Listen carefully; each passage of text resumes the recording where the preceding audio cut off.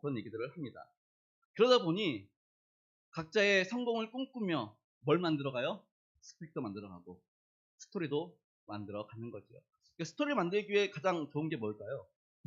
스토리를 만들기 위해서 봉사활동, 그렇죠? 여러 가지 힘든 봉사활동하면서 나 이런 일 하면서 이런 사람도 만나봤고 저런 사람도 만나봤고, 그 어느 교회 갔더니 어느 교회를 보니까 청년들 여름 수련회 때 일주일을 한대요. 청년부 여름 수련회도 일주일을 하는데 그 중에 한 이틀은 호스피스 병동에 보낸대요. 그래서 월요일 화요일은 호스피스 병동 가가지고 봉사를 한대요. 호스피스 병동이 이제 오늘 내일 하시는 분들이잖아요. 그런데 마취제 같은 거 안 쓰고 정말 옆에서 계속 이렇게 해주면서 그 고통을 다 보는 거예요. 죽음을 앞둔 사람들을 보고 그 고통들을 보면서 이틀간 청년들이 한 몇백 명이 가까이 봉사를 하는 거예요. 그리고 나서 수요일부터 이제 목요일까지 2박 3일간 수련회를 한대요. 그러면은 수련회가 막 정말 죽음을 앞둔 사람들을 봤으니 얼마나 달라지겠어요. 그 관점이. 그러니까 말씀도 은혜도 받고, 그리고 은혜 받고 토요일 날은 뭐 하냐? 세상으로 나가는 거예요. 그래서 내일 주일이니 교회 한번 오시라. 뭐 그러면서 이제 자기가 호스피스 병동에서 경험했던 일들, 죽어가는 분들 봤더니 정말 뭐 이러더라 저러더라 얘기하면서 토요일 날에 전도하고, 이렇게 해서 일주일을 이렇게 6일 동안을 수련회를 이렇게 진행하는데, 매년 그렇게 하는데 매년 그렇게 많은 청년들이 은혜 받고 감동받고 정말 헌신하고 그런다고 합니다. 예. 그러니까 사람들은 뭐 교회는 그렇게 하지만 많은 사람들은 그런 거 아니어도 그런 거 하면서 뭘 만들어가요? 자신의 스토리를 만들어 가지요. 그러면서 결국은 뭐 하기 위해서? 자신의 성공을 위해서 그렇게 세상은 살아가고 있습니다. 문제는 그러한 스펙을 쌓는 거, 공부를 열심히 해가지고 성적을 높이고 또 여러 가지 기술을 습득하고 또 스토리를 쌓고, 이 모든 것들이 누구를 위해서? 나의 권력과 명예와 이름을 위해서라는 것이죠.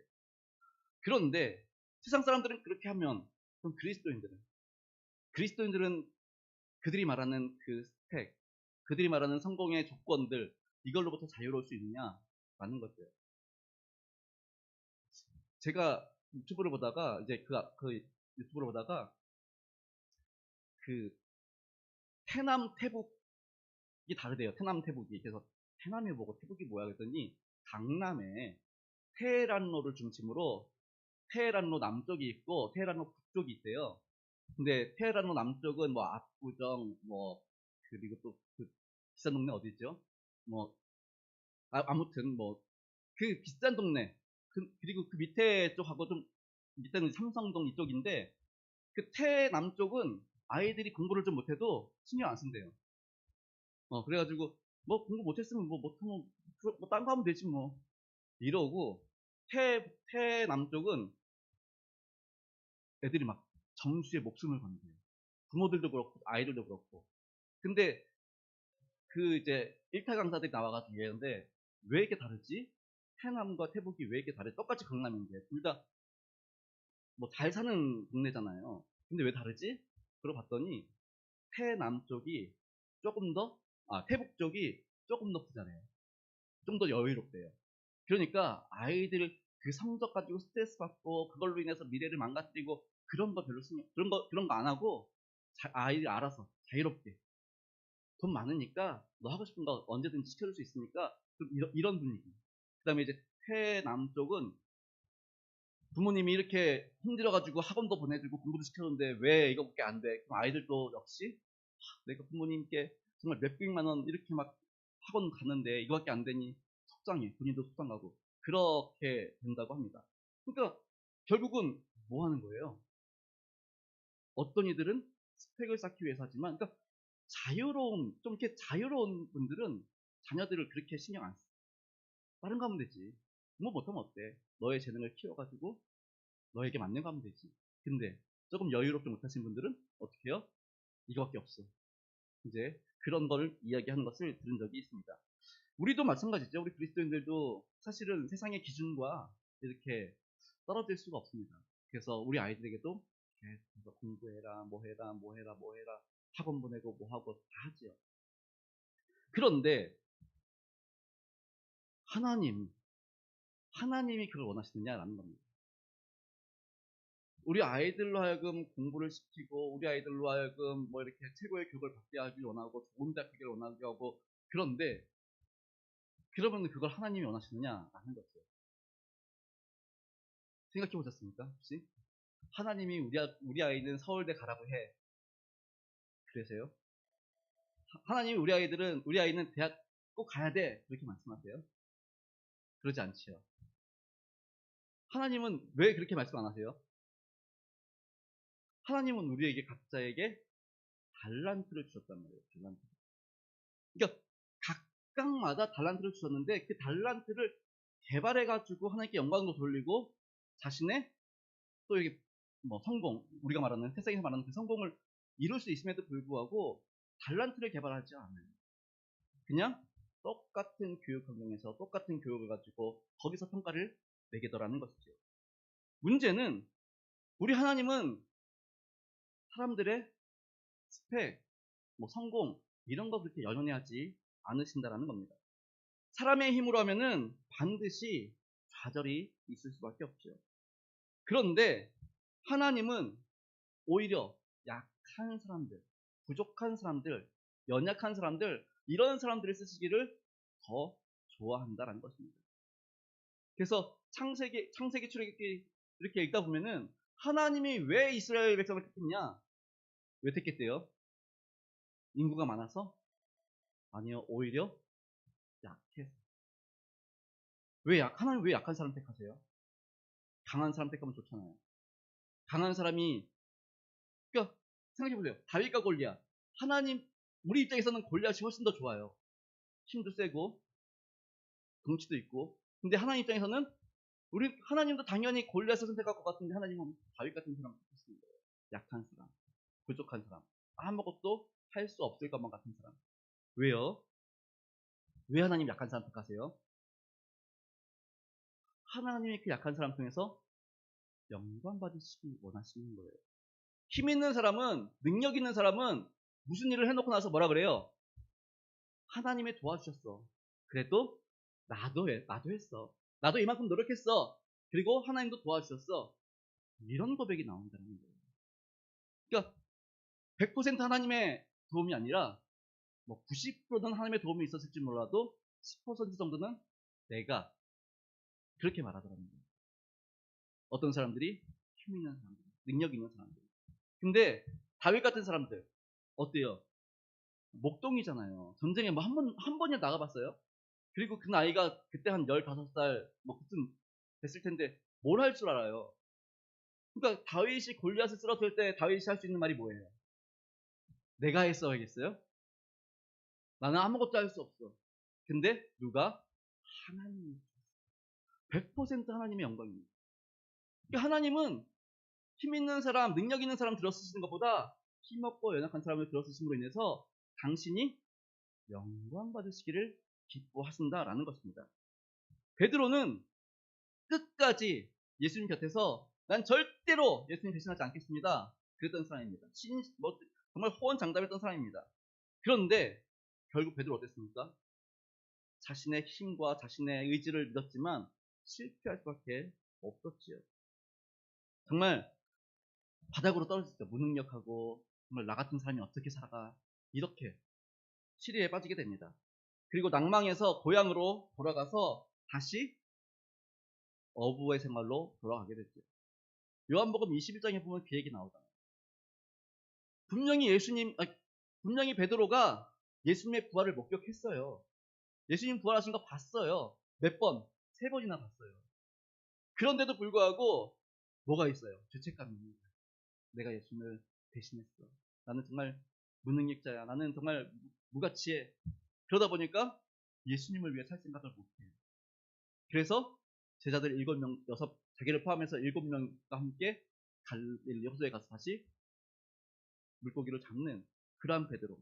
그런데 예수님은 또 그 베드로를 찾아가셔서 다시 한번 부르시죠. 그래서 베드로가 위대한 주님의 증인이 된 것들을 볼 수 있습니다. 반면에 사도 바울은 다른 입장에서 이 진리를 깨닫게 됩니다. 바울은 부족함이 없었죠. 우리가 말하는 정말 최고의 스펙을 가진 사람이 있죠. 로마의 시민권이 있었지요. 또 학문으로도 가말리엘의 수하에서 배웠지요. 그리고 유대인 중에 유대인으로서, 바리새인 중에 바리새인으로서 정말 율법에도 흠도 없던 정말 기득권층 중에서도 정말 기득권층이었지요. 그런데 그런 것으로는 하나님의 일을 할 수 없는 것을 깨닫게 되지. 다메섹 가는 길에 정말 산산이 부서집니다. 아, 내가 가진 것으로는 정말 내가 남들이 다 박수치고 남들이 다 훌륭하다고 말하는 그 스펙, 그걸로 하나님의 일을 하려고 했더니 하나님 기뻐하지 않는 거예요. 그러니까 예수님을 만난 사도 바울의 고백이 뭐예요? 사도 바울의 고백이 뭐예요? 내가 예수님을 알고 예수님을 만나보니 내가 가진 거 다 뭐 같다? 뭐 같다? 정말 아무것도 아닌 거. 그 원어로 보면 똥이라 그랬죠. 똥 같은 거. 배설물 같은 거. 정말 아무런 쓸데없는 거. 근데 우리는 저 한참 이제 중고등부 때 정말 많이 들었던 얘기가 뭐였냐면은 하나님은 준비된 사람을 쓰십니다. 베드로처럼, 아니 베드로입니다. 사도 바울처럼 이렇게 준비된 사람, 언어적으로나 학문적으로나 로마의 시민권 준비된 사람 쓰십니다. 그렇게 말하는데 정작 사도 바울은 뭐라 그래요? 이거 다 똥이야, 똥. 쓰레기야, 쓰레기. 아무것도 아니야. 오히려 예수님을 아는 게 더 귀하지. 스펙, 능력, 학문 이거 아무것도 아니야. 그렇게 말하는 사람이 사도 바울이라는 것이지요. 그래서 자신은 정말 아무것도 아닌 깨지기 쉬운 질그릇과 같은 사람. 그런데 내 안에 누가 있으므로? 예수님이 있으므로 나는 어떻게 됐다? 보배롭게 되었다라고 고백을 하죠. 그래서 고린도후서 4장 7절 이렇게 말하고 있죠. 우리 함께 읽어볼까요? 고린도후서 4장 7절 시작. 우리가 이 보배를 질그릇에 가졌으니 이는 심히 큰 능력은 하나님께 있고 우리에게 있지 아니함을 알게 하려 함이라. 아멘. 질그릇은 뭐예요? 이거잖아요. 이거 땅에 놔두면 어떻게 돼요? 상산이 부서져요. 그리고 그 안에 있는 거 뇌물 다 쏴지고 이거 정말 조심스럽게 하지 않으면 완전히 깨지고 우리 설거지 하다가도 미끄러지면 깨지는 게 질그릇이죠. 이런 사기 그릇이죠. 이런 거. 너무 이거 뭐예요? 약해요. 그럼에도 불구하고 왜 귀하게 됐대요? 이 안에 보배가 된 거예요. 그러니까 우리는 그렇게 깨지기 쉽고 우리 망가지기 쉬운 존재. 근데 우리 안에 예수 그리스도라는 보배를 두었더니 정말 하나님의 능력이 나타나는데 이게 나로 인한 것이 아니라 누구로부터? 예수 그리스도로 온 것이다 라고 사도 바울은 고백하고 있는 것을 볼 수 있습니다.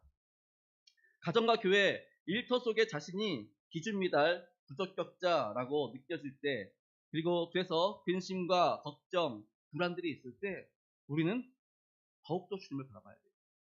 하나님 맞아요. 난 부족해요. 난 연약해요. 결심하고 결단하고 기도하고 그리고 새벽마다 나와가지고 그렇게 기도를 하는데 집에 가면 또 화내고 또 사람들 만나면 또 세상 얘기하고 세상 유혹에 빠져가지고 세상의 즐거움을 누리고 매일 아침마다 매일 새벽마다 그렇게 결단하고 기도하는데 또 세상 나가면 세상 사람과 똑같이 하버리고 부족합니다. 연약합니다. 그래서 우리가 뭘 고백해야 돼요? 하나님 나는 안 돼요. 나는 못해요. 그래서 주님이 필요해요. 성령님 오늘도 나와 함께 해주세요. 성령님 나와 동행해 주세요. 이런 기도가 우리 가운데 필요하다는 겁니다. 똑같은 거예요. 우리 자녀들에도 그 기도 해주셔야 돼요. 하나님 얘네 부족할 수밖에 없죠. 연약할 수밖에 없죠. 나도 못하는데 얘네들이 어떻게 해요? 하나님 얘네들 안에 예수 그리스도의 영으로 성령으로 충만케 하셔서 주님이 주신 꿈을 꾸게 해주시고 주님께서 보여주시는 비전을 품을 수 있도록 그래서 하나님의 영광을 위해서 하나님의 일꾼으로서 살아갈 수 있기를 위해서 자녀들 위해서도 그렇게 기도해 주실 수 있기를 바랍니다. 그러니 우리 주변 사람들을 향해서 또는 자녀들을 향해서 너무 체근하지 마십시오. 세상의 기준에 우리를 맞추려고 너무 애쓰지 마십시오. 실수하지 않으려고 너무너무 애쓰지 마십시오. 그냥 나 자신을 있는 그대로 용납하십시오. 그리고 내 주변에 있는 사람들도 있는 그대로의 모습 가지십시오. 그리고 뭐라고 해줘야 됩니까? 괜찮아. 지금 이대로도 잘하고 있어. 이런 응원을 해줘야 돼, 응원. 야, 너 그렇게 해서 되겠어? 이렇게 정죄하고 자꾸 비판하고 그런 것보다 넌 하나님의 귀한 보배를 품은 질그릇이야. 그러니 지금도 잘하고 있어. 더 잘할 수 있을 거야. 계속해서 응원해주고 북돋아주고 그게 우리가 해야 되는 일이라는 것입니다. 하나님은 조금 모자라도 정말 순종하는 사람, 그 사람을 찾으십니다. 왜요? 내가 한 일은 없고 나는 아무것도 못해. 근데 내가 순종했더니 놀라운 일이 일어났어. 그러니 내가 한 게 아니라 하나님이 하셨습니다. 이 고백을 할 때 누가 영광 받아요? 하나님이, 오롯이 하나님 영광 받으시니까 하나님은 그때문이라도 더 약한 사람, 더 부족한 사람들 들어쓰시기를 기뻐하신다라는 것입니다. 그러니 우리의 부족함, 이걸로 인해서 하나님을 향해서 하나님 감사합니다. 나를 통해 일하실 수 있습니다. 나의 연약함을 통해서 하나님의 영광이 드러날 수 있습니다. 이러한 믿음의 고백을 하실 수 있기를 바랍니다. 그래서 우리 지금 계속 우리가 보고 있는 그 2026년 우리 표 보라 내가 세일을 행하리니, 여기에 보면 이 마지막 구절이 뭐예요? 왜 내가 이거는 하나님이 하시겠다 그러잖아요. 제가 지난주 말씀드렸던 것처럼 우리가 하는 거 아닙니다. 하나님이 하시겠다는 겁니다. 세일을 하나님께서 하시겠다는 겁니다. 놀라운 일을 하나님께서 하시겠답니다. 이미 시작되었고 이제 곧 나타날 것이라고 합니다. 근데 그 끝에 보니까 왜 내가 그렇게 하느냐? 너희를 위해서, 아니 나의 영광을 위해서. 내가 찬송받으려고, 너희로부터 찬송받으려고 하나님께서 그렇게 말씀하셔요. 그러니까 우리의 삶의 자리는 하나님께 영광 돌리는 삶이어야 됩니다. 그러니 우리의 연약함, 부족함, 또 실수 이런 걸로 인해서 좌절하고 낙심하고 실망하는 것이 아니라 오히려 그럴 때마다 하나님, 맞아요. 다시 한번 또 깨닫습니다. 나는 안 돼요. 못해요. 그러니 지금 도와주시고요. 나를 통해서 영광 받아주세요. 사람들은 우리에게 연약하다고 말해요. 부족하다고 말해요. 할 수 없다고 말해요. 맞아요. 할 수 없어요. 나는 할 수 없어요. 그러나 능력 주시는 자 안에서 나는 모든 것을 할 수 있음을 믿습니다. 하나님 나와 함께 해주시고 내게 능력 보여주십시오. 그런 믿음의 고백을 통해서 하나님께 영광 돌리시고 또 그런 사람을 하나님께서 또 기쁘게 받으시고 정말